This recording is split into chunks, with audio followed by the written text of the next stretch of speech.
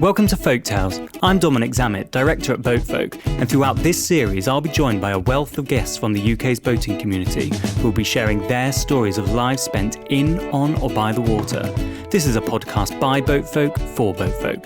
Today I'm joined by Steve Brown, ocean adventurer and round-the-world yachtsman of the 60-foot Bestevaer, Novara.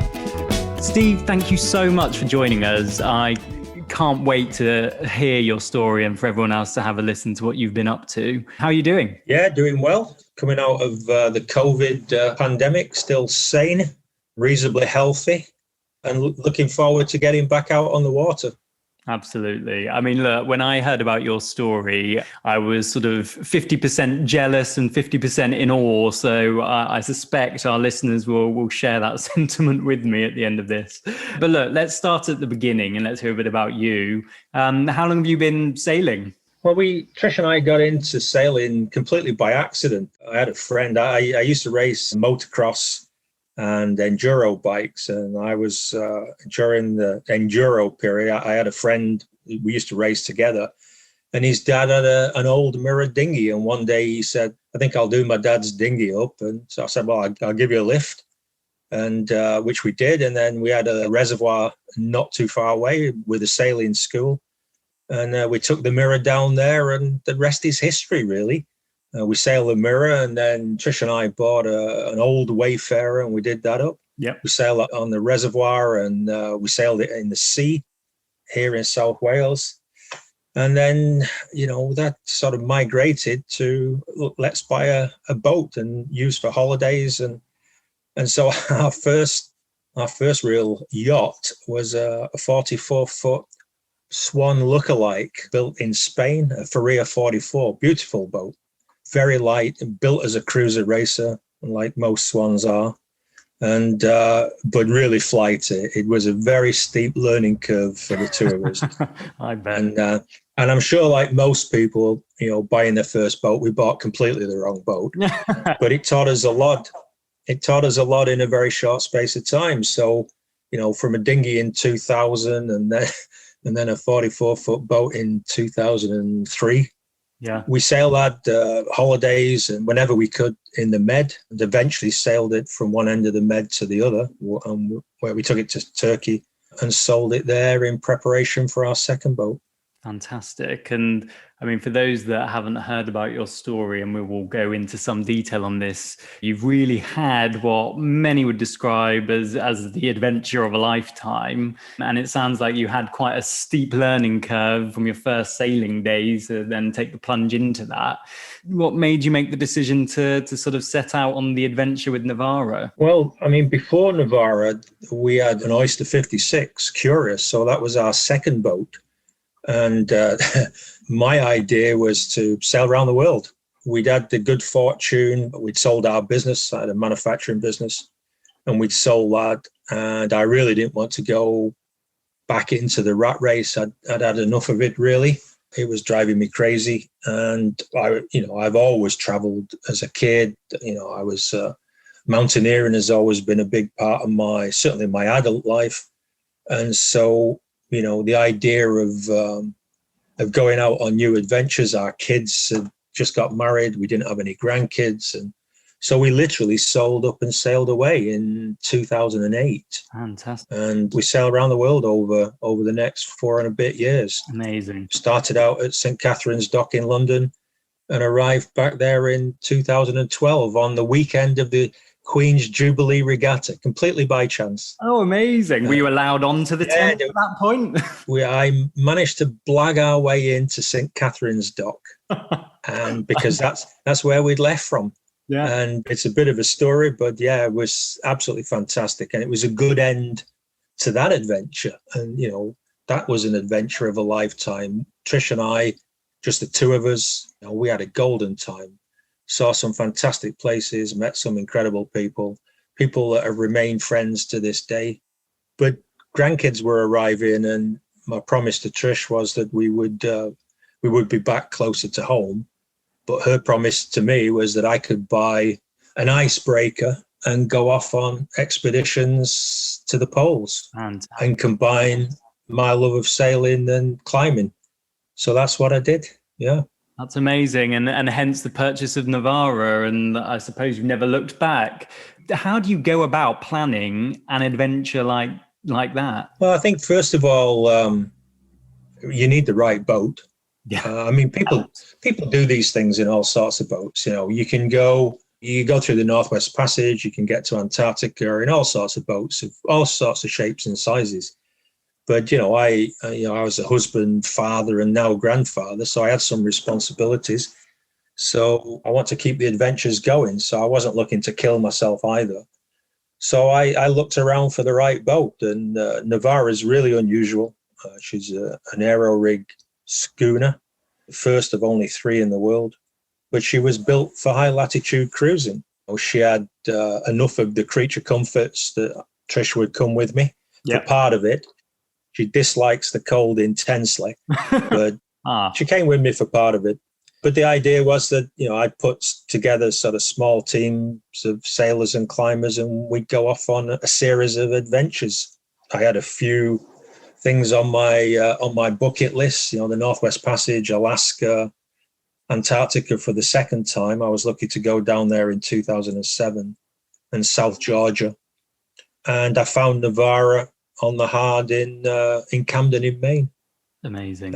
And so, spent 2.5 months getting her ready, and then set off north into the Northwest Passage. And that was a steep learning curve. I bet. How to sail an aero rig schooner for a start. Well, quite. I was going to ask. I mean, it must have been like nothing you'd ever experienced before. I mean, was that a challenge for you, or did it come naturally? No. I don't actually consider myself to be a sailor. I'm a mountaineer first and foremost, I suppose. That was certainly my first passion. The sea has become a passion, but yeah, of course. There was nobody to teach her with regards to the boat itself. As I say, she was the first of only 3 schooners, so 2 aero rigs. I managed to find a couple of people that had, single aero rigs, and I spoke to them about it. Fortunately, the people that designed and built the rigs themselves, they got quite a bit of information. I got tank testing information, etc. But it was learn the hard way, try things, The only way. And it was extraordinary, and I love it. I think it's a fantastic setup, and I particularly like the schooner setup. We carry a lot of sail, but you can go through the gears. I've got 3 reefs in each of the main sails, and the trysails are in their own tracker in the pack. All of our sails are ready to go. Yeah. No, it's amazing. So you set off not really knowing what you were going to be letting yourself in for. What time of year was that? We left, 2014 was a really tough year in the ice in the Arctic, particularly in the passages. And we left in June. Yep. Worked our way up Nova Scotia, Newfoundland, Labrador. Spent a month exploring the east coast of Baffin Island, all the mountains there, which was wonderful. And then late into the passage, because the ice was only just beginning to break up. In fact, that year, there are 7 options of going through the Northwest Passage. Some of them are variations on a theme. But of the 7 options, the one we eventually managed to break through was the only one that opened that year. And even some of the Inuit settlements didn't open at all. And, they had to fly supplies in before winter came. So it was a tough year, and we had a great adventure, but we were late. We were rushing across the Beaufort and Chukchi Seas to get around Point Barrow before the ice closed in, and we would have been trapped for winter. So, and we almost didn't get through the Bellot Strait.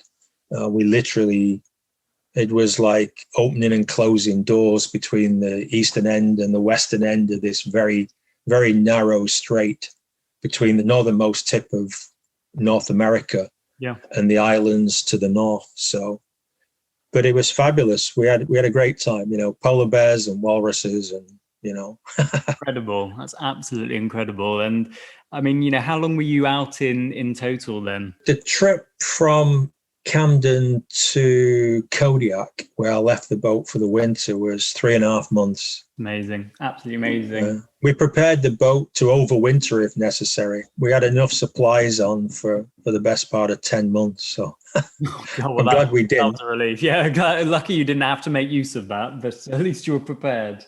I mean, what was the most memorable part of the trip for you? What will you be sort of taking away as your go-to memory of the trip? Oh, it's difficult to say. There's so many. I mean, we got ourselves into an area of 7/10 pack ice, which is, you don't normally take a small boat into there. It's normally icebreakers that go in. Yeah.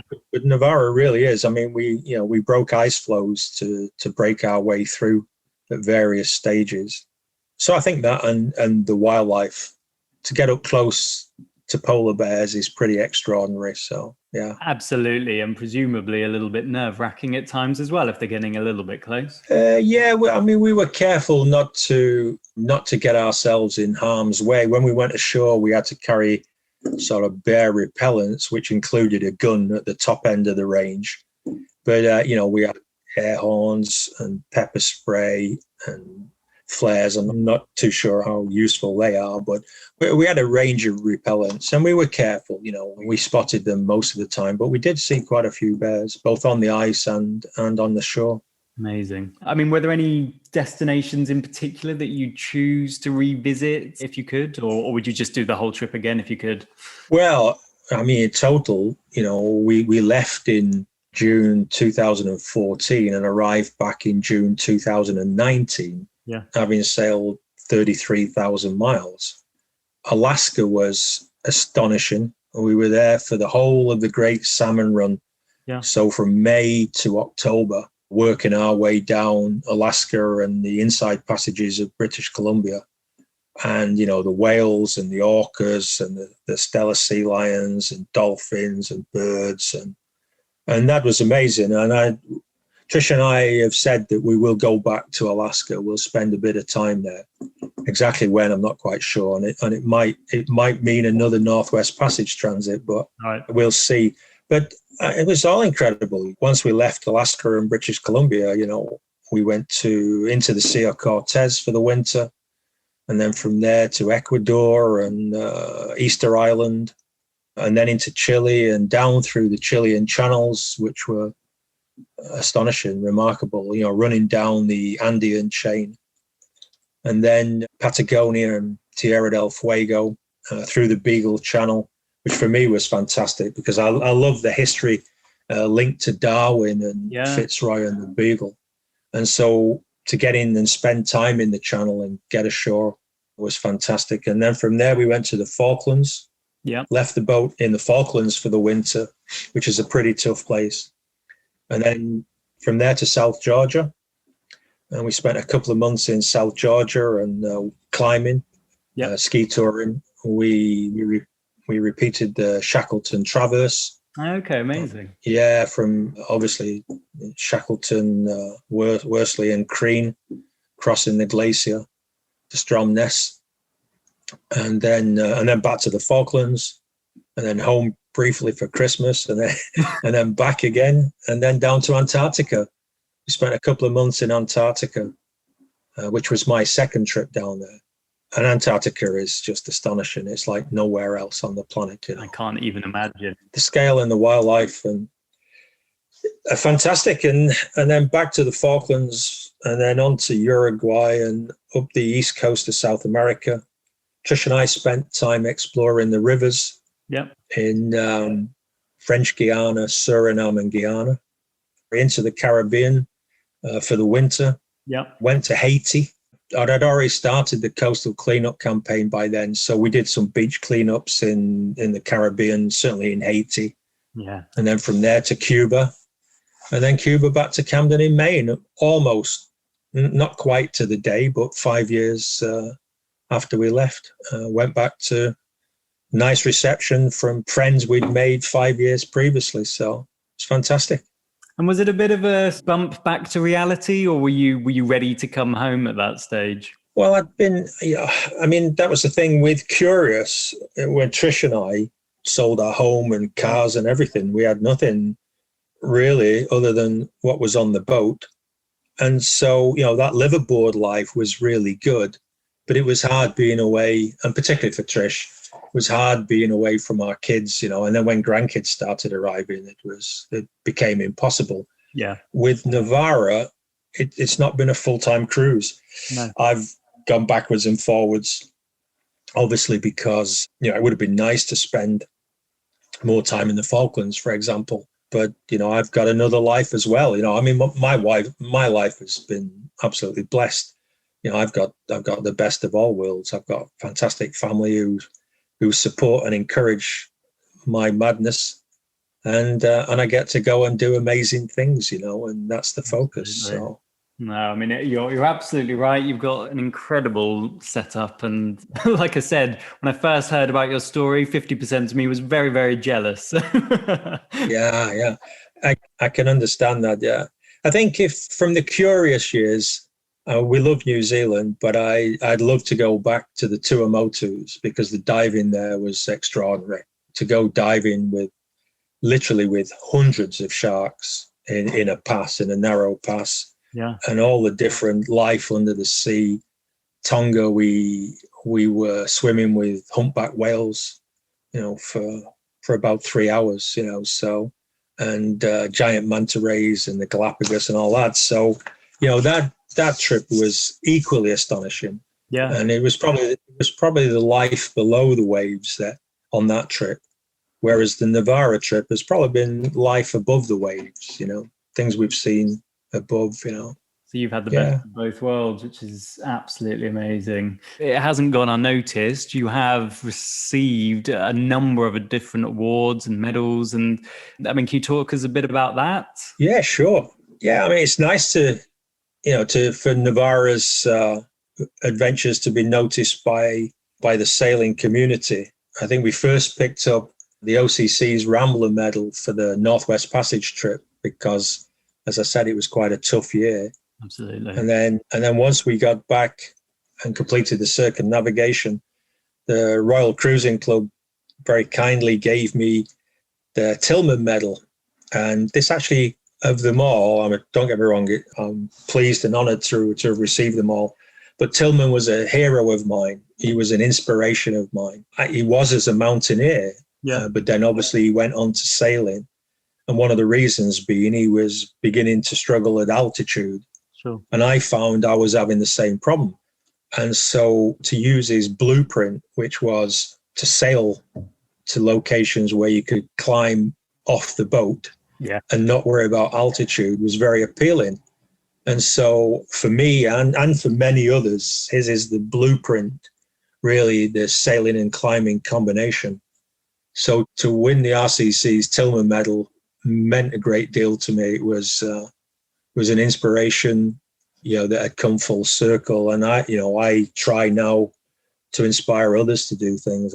There's lots of things I want to do, but my only ambition now really is to inspire my grandchildren. Yeah. The way that my grandfather inspired me, and then others inspired me, people like Tillman and modern legends, people like Bob Shepton, for example, whose exploits are extraordinary, and the guy's, I think he's just had his 85th birthday, or he's just about to have it. Yeah. And Bob came with us down to South Georgia. I met him in Baffin Island, and we got talking over dinner one evening, and he said he never got the chance to go to South Georgia, and I said I was going, and did he want to come? So he did. And fantastic. That's an amazing story. God. 82 years old when he went down there. He's 85 now, and he's still going strong. In fact, I'm hoping to meet up with him this year, and I'm hoping that maybe he'll join us for one of our Greenland trips. So. No, completely. I mean, one of the things you said there is something that's very much alive today around, the passing on of the passion almost for sailing and adventure to the next generation. It feels to the outsider potentially that there's something being lost there between generations in the way that passion is passed on from grandfathers and fathers to their sons or daughters. Is that something that you've seen, or do you think actually that kind of sharing of interest is still going from generation to generation? I think there are two extremes, really, because on the one hand, parents and some grandparents try to protect their kids, their grandkids. Yeah. And as a society, we become risk averse. And I think that's a problem because, there has to be an element of risk in life, and kids need to learn the independence and the self-reliance to overcome problems, day-to-day problems. And then on the other extreme, you look at some of the young kids and what they're doing on skis, snowboards, wingsuits, and you think they've got a death wish. And so absolutely, a happy medium is quite nice. Yeah, and so something in the middle, and also to be able to maintain it. I've been lucky that I've been able to maintain an adventurous spirit. Well, and I will do till the day I die. So I go back to Bob Shepton again.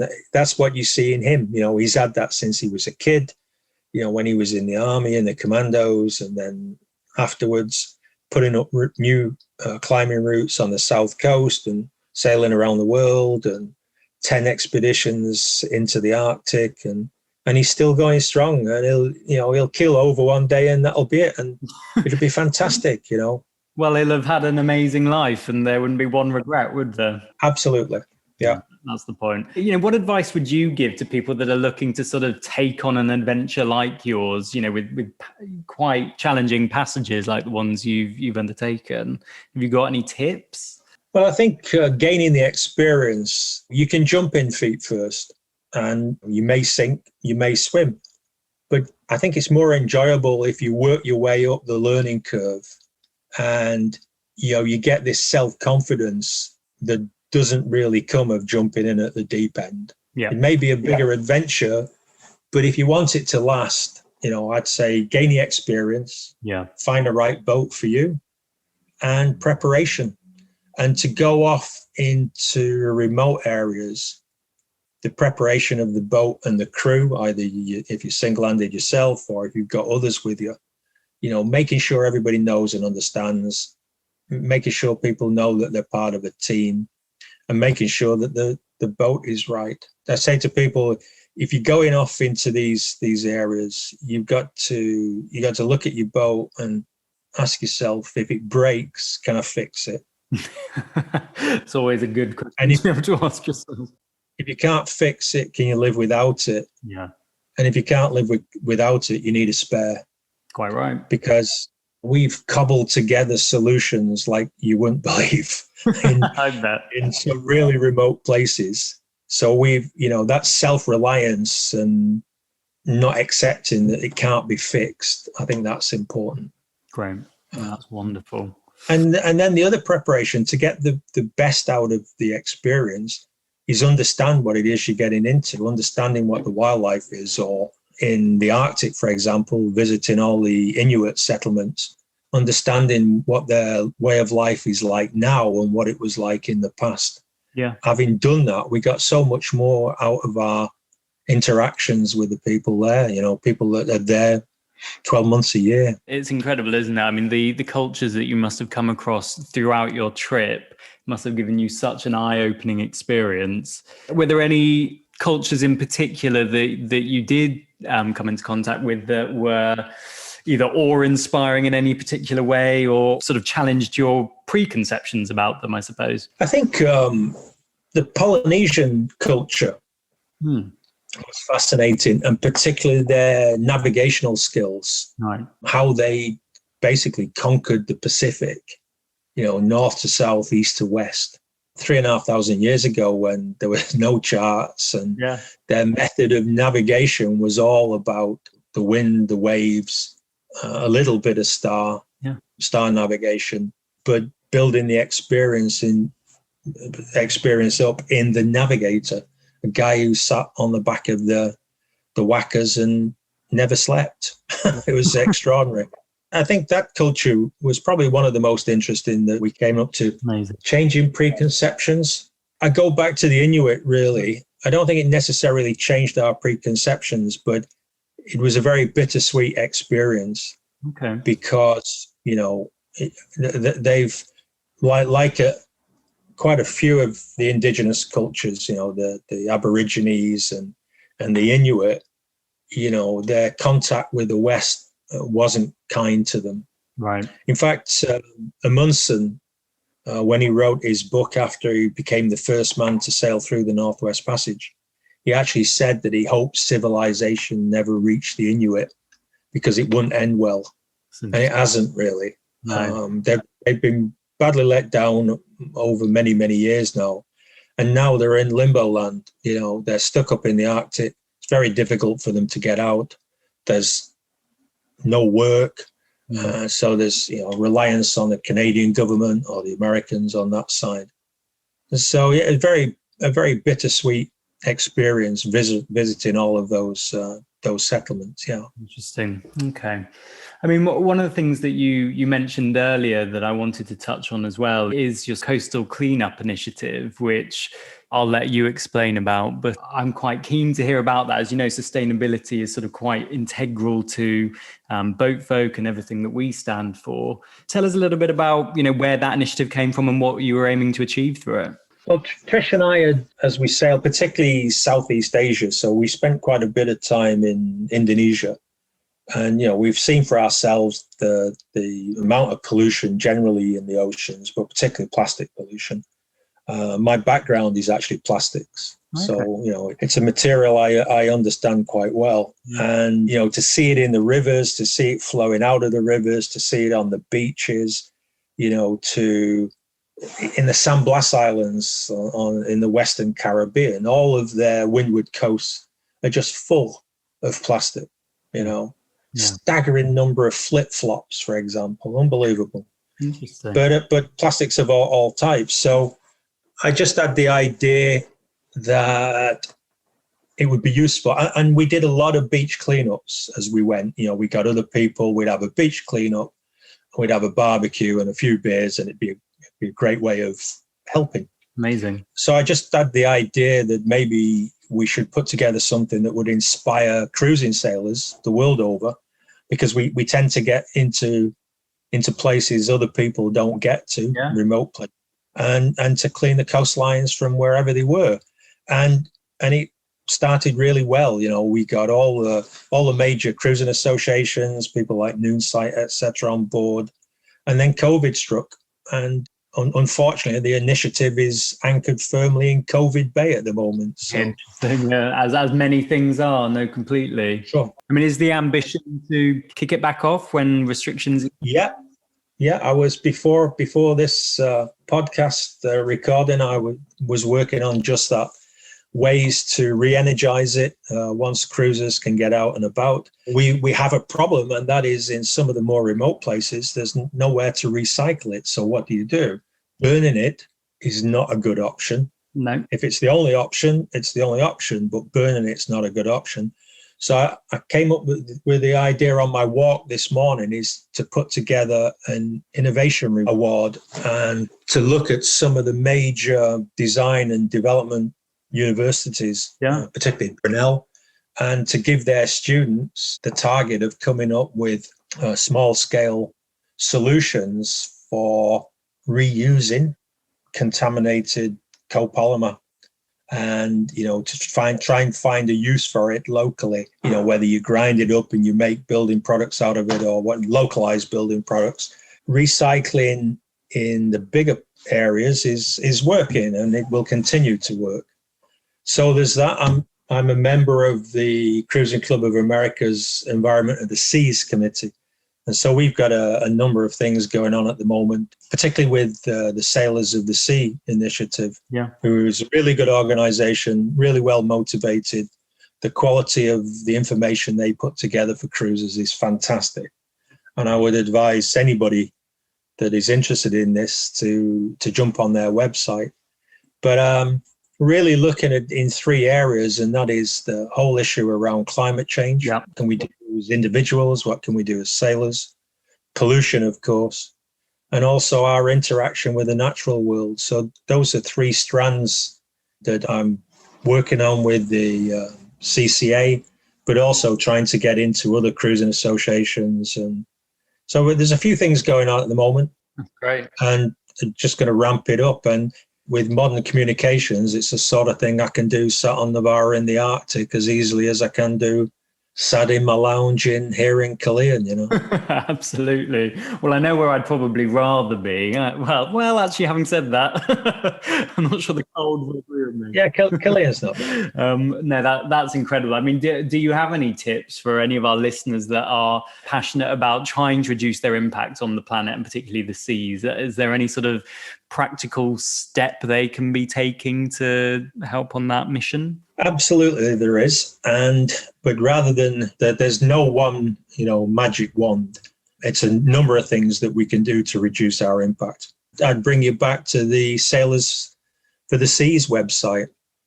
If you look at their green sailing, they have a number of pages, but one key section is their green sailing section, and they've really done their research. They've put together a whole series of recommendations for what you can do when you're in a marina, when you're at anchor, the amount you use your engine, obviously, in terms of carbon emissions, but right the way down to sunscreens. Our sunscreens are killing coral, right? The coral reefs. So, coral safe sunscreens is important. So, they've done a lot of work over a wide area. So recycling, garbage at sea, what can you throw away, what can't you throw away, and so on and so forth. And so can't give any advice we'd need hours to do it properly. But if people are serious about it, then of all the websites I've looked at, all the information I've looked at, that's probably the best. Great. Sailors for the Sea. Perfect. Thank you. Well, look, Steve, I mean, I'm getting the sense that the latest adventure isn't going to be the last. What's next for Novara and for you? Well, hopefully this year we will get to cruise the Western Isles of Scotland, and then I'll leave the boat in Scotland for the winter. And then we head back to the Arctic. Exactly where yet, I'm not quite sure, because one of the other things I've been looking at is possibly using Novara as a very low-cost research platform for environmental students. Amazing. And initially in the Arctic, of course. Yeah. So to give them an opportunity to get into the Arctic, carry out their research. And, I intend to probably spend the next 5 years up in the Arctic, based in and around Iceland and Greenland, maybe Svalbard as well. That's still on the bucket list. Yeah. But to get into the ice and give them an opportunity to study the wildlife and plastic there as well. So there's that. And we're looking at things like citizen science. Yep. Simple things people can do to add to the information that's available, to add to our understanding of what's going on. So that's great. Yeah, so I'm the adventures have not finished. I'm going back to the Arctic.